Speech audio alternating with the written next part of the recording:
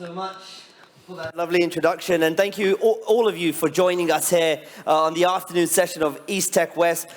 Got a fantastic panel lined up now, and the topic here is really around the acceleration of digitization. You know, of course, we've been discussing a lot about the impact of the global pandemic and what that's done to digitization in many areas, from travel to payments, and these are two of the big areas that you both are focused on. So, you know, one of the things we've been discussing, really, I think a lot of people here is, you know, we used to do a lot of business travel. We used to travel a lot, fly around China, fly internationally, but that's obviously changed. We're relying a lot more on working from home, relying a lot more on video calls as well. I want to ask the audience one question before we start, however. Who thinks after that pandemic that everything's just going to go back to normal? Right, so nobody. That's interesting then. So, given that, what do you think are the big changes we're going to see in your respective areas? Ning, I'll start with you. Sure. Hi, everyone. We are focusing B2B cross-border payment for e-commerce players. And after 5 years growth, we are now the largest provider for B2B payment for Amazon.com worldwide sites and 40-something other platforms.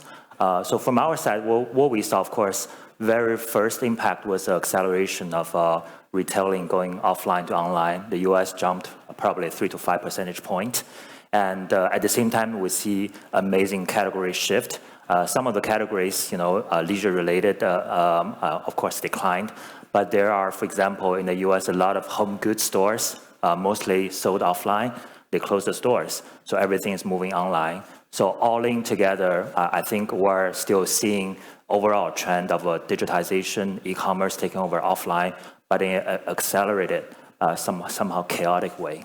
Interesting. And Jason, for your world, the travel world, yeah. You know, that's one area that's really been hurt by this pandemic, of course. So you've got now countries and regions discussing things like travel bubbles. So how does travel change now going forward? Does it just go back to normal when people can travel again, go on holiday, go on business trips, or do we see a fundamental change? I think it is finally going to the new normal. We call it a new normal, not going back to the same situation from before the pandemic. And the second thing is, I think the whole progress of digitalization for the travel industry will be speed up. And for example, I think most of customers they may encounter like my flight canceled and canceled again and canceled again and again, and you can't even find a new flight going to your destination. So, when this thing happened, you have to call the call center of the airlines, and you find out you have to waiting and keep waiting for 60 minutes, and it is still you are ringing on the phone. So we see to like build up like some chatbots, and in the pandemic we build up like tens of thousands of airline policies to help the customers. They could solve their situation and help them find out the ways to going to their destination. But that's interesting because you're talking here about the digitization of travel businesses, travel and leisure businesses. What about consumer behavior? Does that change? Because from sort of what I'm talking to friends and family, you know, they're saying, well, as soon as this pandemic's over, I'm getting straight on a plane and I'm going on holiday. You know, from the consumer perspective, does behavior change? And then also business. I mean, do you think we see less business travel going forward? According to recent McKinsey's report, that there's going to a big change in the flight pattern, which means in the traditional ways, airlines, most of the original destinations are connected by the stopover or by the connection hub airports. Okay, that's a traditional way how airlines makes money. But right now, after pandemic, I think most of the customers, they will choose direct flights, not without stopover, because you know, most of airlines, they have shrunk their fleet. They have to cost down. They don't have enough time slots to flight. So when you still choose the connection flights, you will find you have to like leave 8 hours or 7 hours in the airports, keeping waiting for the next connecting flight. So it's not a good choice for customers anymore. So I think most of us maybe choose direct flight instead, especially for business travel. Ning, talk to me about your personal experience as a leader of a global business. You've got offices around the world during this pandemic. I mean, what are some of the challenges you faced, and how have you overcome those? There are both sides of the coins. First, before the pandemic, we have 15 offices worldwide already, and I was traveling, nonstop almost through the continents, and I was complaining about airline, everything, food, connection delay, and everything. So I was happy that they settled down. I actually find my work to be more productive when it's on routine, and that's the experience of my most senior management people. But at the same time, we're in the expansion mode. We're doubling our business this year, so it's incredibly hard to recruit, to train, to build a team with a culture. So for example, in the US, actually during 2020, our sales force over there doubled, and the marketing team doubled. And now they're scattered all over in the US cities. And we have to, use Zoom pretty extensively. And I also introduced, WeChat to them pretty extensively, try to use it. So I think it's an opportunity for us because we are able to put the team together faster than some of the competitions. But at the same time, it can be a challenge for the companies that they have to have face-to-face physical time. So, I mean, when this is all over, how will your business operate when it comes to one, business travel around the world, and two, your real estate, your physical offices, and the fact that you can have remote workforces now. How does that mix look like for you? So for us, we're a technology company, so I think that's a new normal we're going to get used to. First is, I think even, the Americans now are used to, stay late on the East Coast or get up early in the morning in California, having calls with their counterparts. It used to be, have work-life balance, but now they're doing it.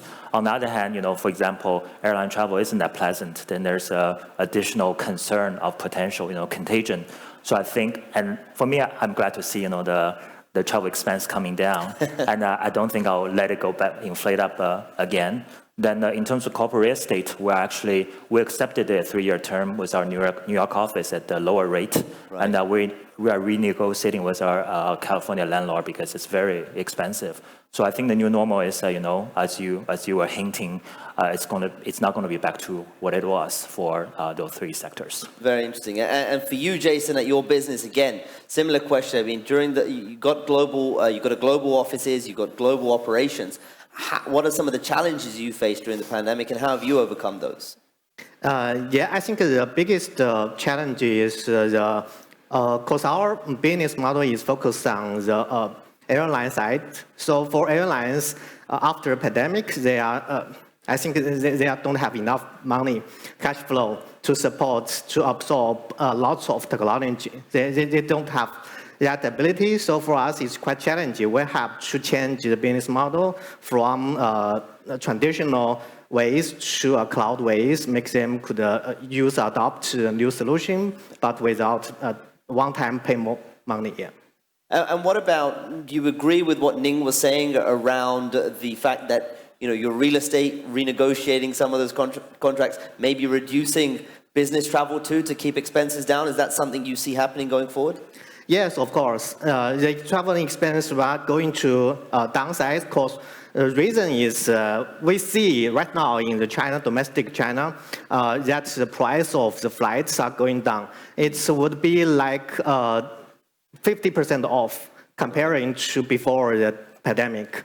So the airlines, their first target is they are worried about to make their profits much more or going back to the new normal. So we help them to bring new technologies to help them to improve their revenue. So that's I think that's our faith. Have you found it difficult to maintain relationships with your customers during all of this, given the fact that less face-to-face meetings, less sort of relationship building, less travel, etc.?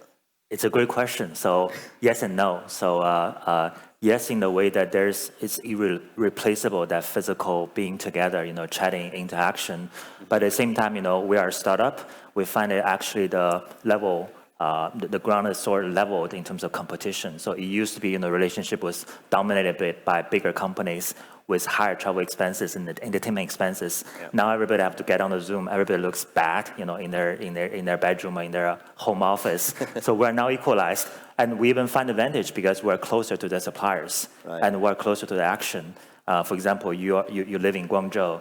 Guangzhou Fair didn't happen. The Chinese authorities tried to make it, virtual. not really a model setting yet because it wasn't as big as it needs to be, but it will get there. Another year will get there. In that sense, people don't meet, but they have to socialize. And Jason, for you, I mean, how difficult has it been to maintain the relationship with your customers? Yeah, for us, I think the biggest challenge is that airlines that they fired lots of employees. Yeah. So that's quite challenging for us. But when those pandemic go into a new normal, I think things will go back to normal. So we just see it's now the bottom. And when the COVID-19 go past, and I think the vaccine is going out, and everyone gets immune, so everything goes back. Yeah, we're closely watching the vaccine, of course, the development of that. Look, let's spend the last few minutes talking about technology and the technologies that are important for your businesses. Ning, I'll start with you. Around cross-border payments, yes. What are the technologies that's going to make that more efficient, cheaper, faster, and ultimately more profitable for you guys? What we have learned, well, that's a thesis of our company, is payment itself. It's not a technology, but whatever comes with payment. For example, as a B2B provider, we started with a payment. Then later on, we start, in addition to receiving money, we start helping them, figure out tax situations for the SMBs, figure out the vendor payment, vetting the vendors overseas. Then later on, we add on actually data services. We have a SaaS business helping our customers get the sales insights, etc. So it's this kind of customization that used to be, you see SaaS companies here, you see data security companies over there, but we have to bundle together. I think, for what we call Internet 2.0 or 3.0, mobilization is each sector is being transformed, and we are transforming commerce. So in that sense, it's more than just payment per se. We're infrastructure together with 5G, etc. But we're transforming the e-commerce sector. Just want to ask you a quick question on that as well, because one thing that's come back into the spotlight over the past few days is Bitcoin. Yes. I just want to quickly touch on that because Square, the company over in the US, made a big purchase of Bitcoin. Jack Dorsey over at Square believes that Bitcoin is going to become a ubiquitous currency PayPal of did the it future. too. And PayPal indeed. Yeah. How do you see Bitcoin? Does it become part of cross-border payments and payments in the future? Personally, I don't think so. Of course, my personal opinion is I think they are placing their bets very smartly because Bitcoin, because of the overall monetary inflation worldwide, becomes a viable even manifestation of potentially discontent or potential alternative. But I think everything is potential because eventually what we believe technology needs to transform existing sectors to prove its worth rather than just a notion per se. And Jason, for you, what are the key technologies? Obviously, you're focused very much on data and machine learning. So tell us about these technologies and how they fit into your business model.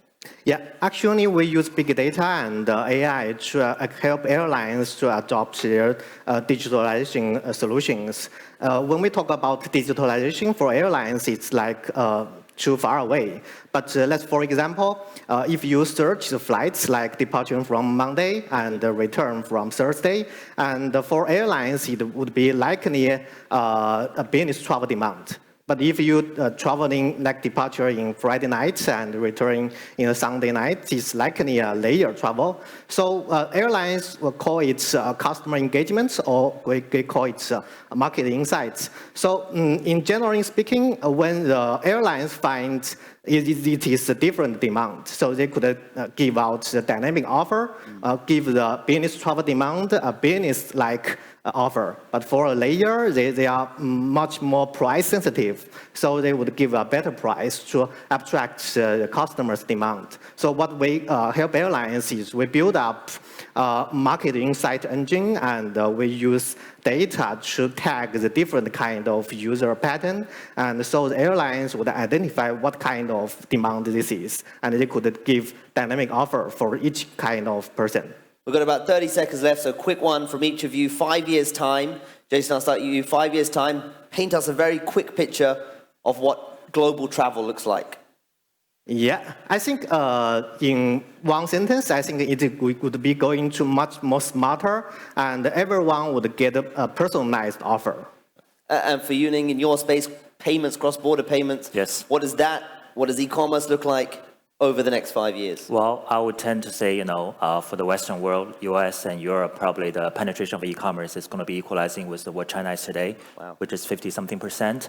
And also for the SMBs, it's unprecedented opportunity for them to do business because we together with our cohorts of startups will make sure starting a business, serving customers anywhere in the world is as easy as a domestic market. Jason, Ning, thank you so much for your insights into travel, into e-commerce, into payments, and also the key technologies you're watching going into the future. A round of applause for our fantastic panel. Thank you for your time. Thank you. Great. We should sit. After you.